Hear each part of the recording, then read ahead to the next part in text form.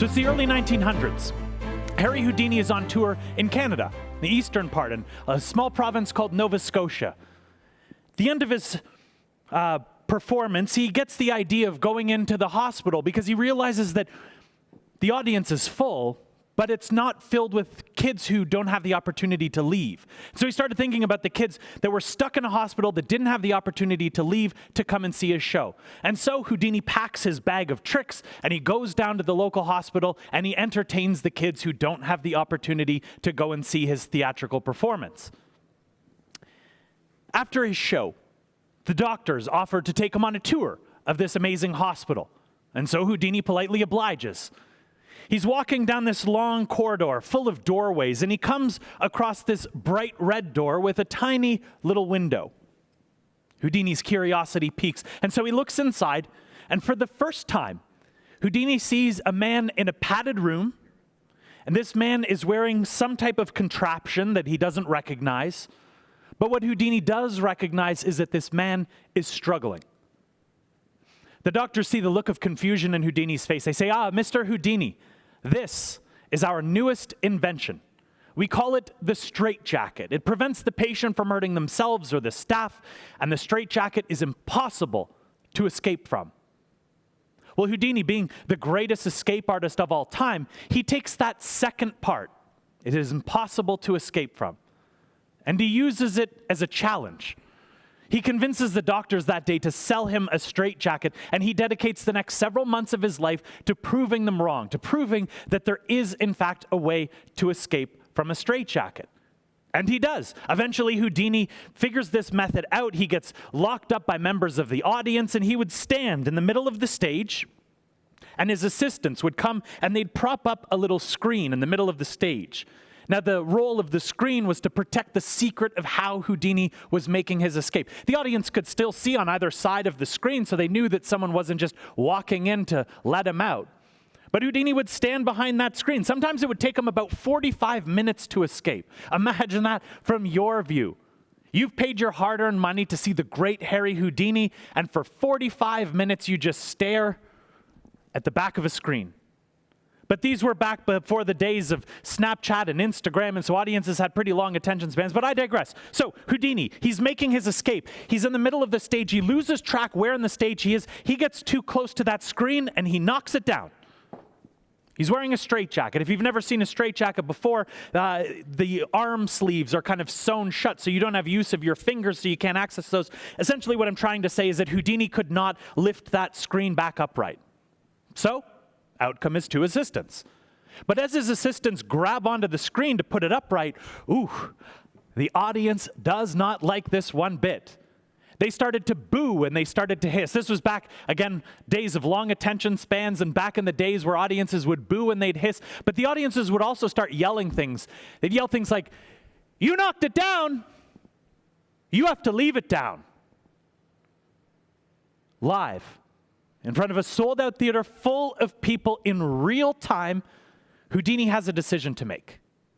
Do I have my assistants put the screen back up, basically upsetting the entire audience, or for the first time, do I perform the stunt with the screen down, breaking the first rule in magic, which is that the magician is never to show the audience how the trick is done? He's got this decision to make in real time. He's in his straitjacket. He looks at the screen, looks up at the audience, looks at his two assistants, back at the screen, back at the audience. Leave it down, he says. And for the first time, in front of everyone, Houdini makes his escape. He gets to the end of the stunt, he slams the straitjacket onto the stage, and today the audience goes wild. Houdini wasn't planning on making the straitjacket escape the finale of his show, but today he has no choice because the audience literally runs up on stage, picks Houdini up onto their shoulders, and they carry him through the streets chanting his name. Now this was great for ticket sales, but it was also great for something much more important and much more profound, something that changed the course of Houdini's career. It was when that barrier came down and Houdini decided that he would perform the stunt in full view of the audience, that he started to realize that he was able to connect with his audience in ways that he had never done before. Mark was just talking about making connections as leaders and the importance of that. Well, here was Houdini's opportunity.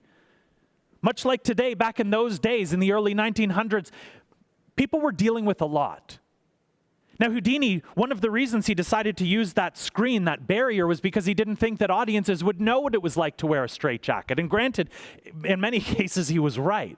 But what Houdini wasn't anticipating was the amount that audiences would project what they were experiencing, feelings of being constrained and restricted and not being free. They would project what they were feeling onto that straitjacket. And so then when they were watching this man in real time, conquering this thing that was designed to hold them down, it was powerful. Up until this point, Houdini thought he needed to struggle in solitude. But when that barrier came down, he was able to connect with his audience, and this is what gave Houdini the idea of going to new towns and hanging upside down from cranes and from buildings so that tens of thousands of people could make that connection with him. So often, we as leaders of our schools, of our communities, we think that we need to struggle in solitude. We think that we need to put up a barrier because we think that if we share what we're struggling with, it's going to be seen as weakness. It's going to be seen as, breaking this ideal that we have of these superhuman powers as leaders that we have. And it's hard for me to believe that. It's hard for me to believe that you're going to be able to make true connections with people when you aren't able to show them what you're really dealing with and relate to them, because we are all struggling. Some people are struggling with the isolation. Some people are struggling with the finances. Some people are struggling with the social elements. Everybody's struggling with something different, but we are all struggling. We just don't need to struggle in solitude. I would argue that when we knock that barrier down and start exposing people to what we are struggling with, we are going to be able to form much stronger, tighter connections because we as leaders become relatable at that point. So Houdini starts performing this stunt. Every new city he goes to, he starts performing this stunt, hanging from cranes and from buildings. And this is one of the things that launches Houdini's career. But what was the secret? What was the secret that he discovered about the straitjacket?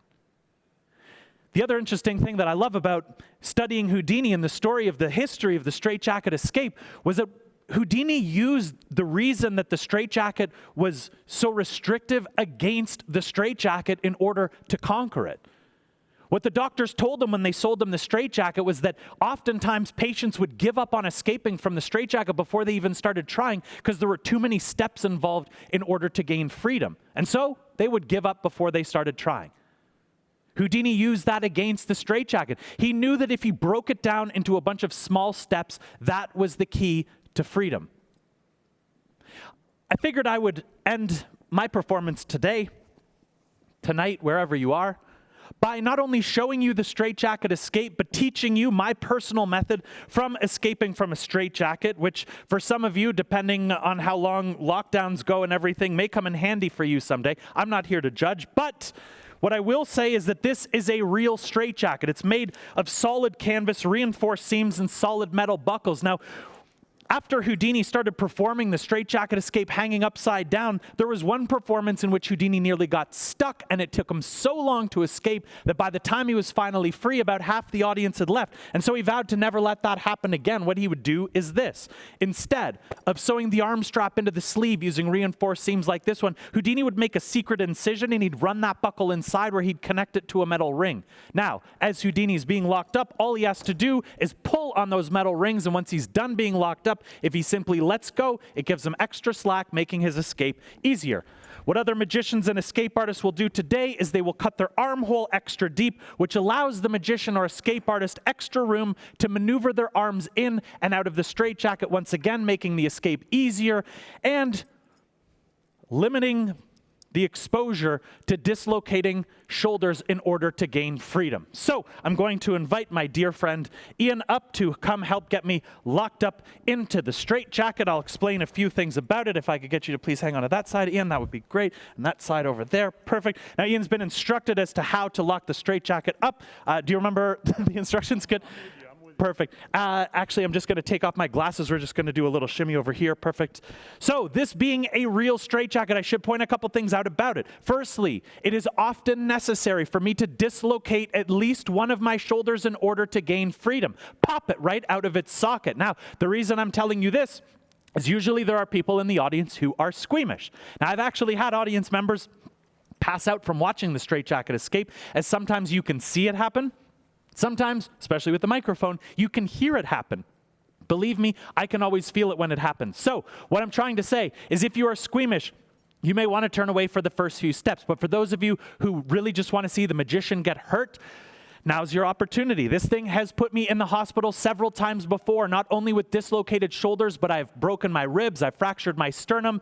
This thing is the real deal, and we are inching closer and closer to my least favorite, most painful part of the straitjacket in many cases, which is the crotch strap, also known as the wedgie strap. So, again, if you're squeamish, you may want to turn away for the first few steps.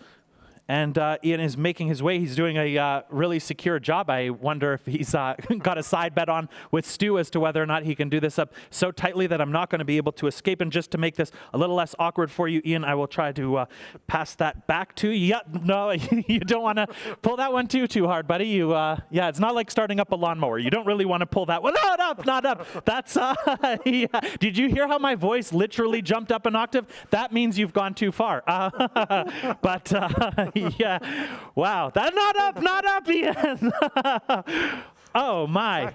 No, there's one more. There's one more. The final strap, the arm strap. And I was going to say to make sure to do this one up nice and tight, but I don't think you need that, that reminder, to be quite frank and quite honest. The tighter the arm straps, the more difficult the escape. Yeah, get into it, Ian. You might as well. Put your knee on my back if you have to. This is, we want to make sure that... yeah, I don't need to breathe, but thanks, buddy. Awesome. Thank you very much, Ian. And I have literally lost my train of thought because, yeah. So, the straitjacket escape. All I'm going to be doing is breaking this down into a bunch of small steps. That is what Houdini discovered was the secret. Now, in extreme cases, before I even get to step number one, all I'm going to do is wiggle around a little bit. Now, it might look like I'm stalling for time and just wiggling. What I'm actually doing, and I don't share this with everybody, is I'm finding the bits of slack in the straitjacket at the top, bottom, wrists, elbows, and shoulders. And when those bits of slack are added together, it often gives me enough room to do step number one. Step number one in the straitjacket escape is to get my right hand, that's the hand on the bottom, onto my left elbow. This is known as the painful part of the straitjacket escape. If you are squeamish, you may want to turn away. But for now, here we go. Whew.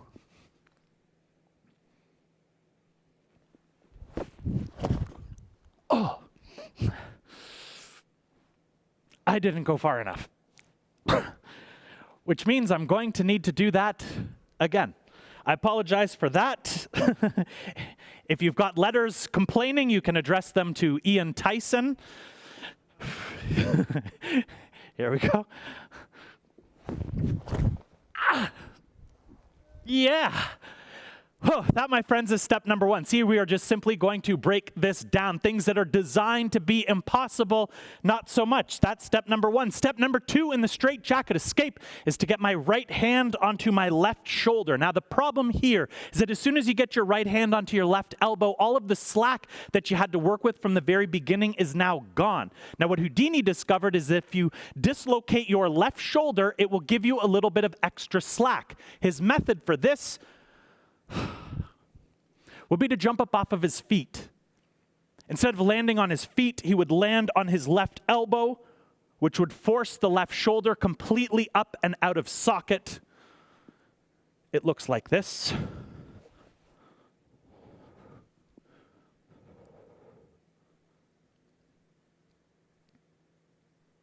I'm only kidding. I'm not going to do it like that. It's just disgusting. No, I've been dislocating my shoulders now for over 20 years. And all the rotator cuff muscles that are supposed to hold them in place no longer do their job. And so sometimes my shoulders pop out when I don't want them to.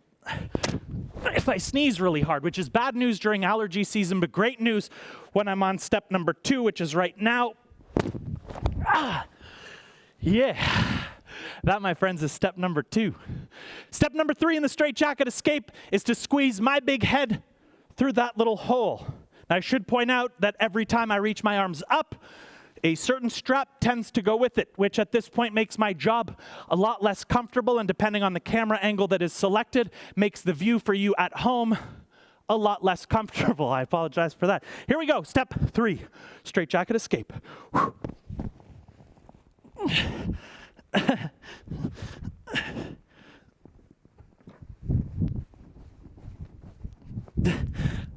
I should start running through downtown Hamilton, or downtown London rather, being like, help! Start freaking out all the neighbors. It's a boy! Yes. Losing my mic. Groovy. Step number 4 is my personal favorite in the straitjacket escape. Now, I know what this looks like. I promise you it is not that. Step number 4, I am not itching my butt. I am attempting to undo the crotch strap. Now, one of the reasons that canvas is used in the straitjacket is because it's a very thick material, which makes manipulating that strap rather difficult, but thankful for me, not impossible. That's much better. Feels great. Not like this next step. Ooh. But here we are. Final step, straitjacket escape, is to peel the jacket up over my head. This is kind of like taking off a wet shirt, but again, keep in mind, the armholes haven't been altered, which makes it that much more difficult to escape from. We've been hearing a lot from a lot of speakers, great ideas, and if they seem impossible, we just have to remember to break them down. Oh. Ha ha ha.